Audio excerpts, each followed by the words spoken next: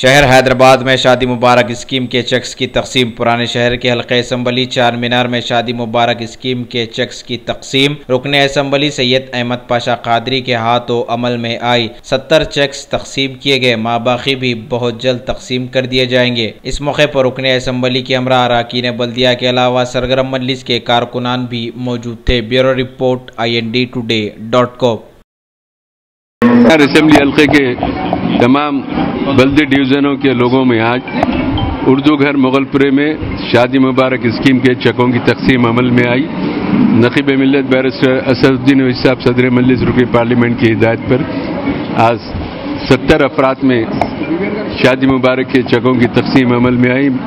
بہادر پورہ M R O کا staff اور ایم آر او صاحب کی موجودگی میں یہ تمام لوگوں کے دستخط حاصل کرنے کے بعد پورے لوگوں کو مستحقین میں جو حکومت کی طرف سے منظور ہوئے تھے وہ چیکوں کی آج تقسیم عمل میں آئی۔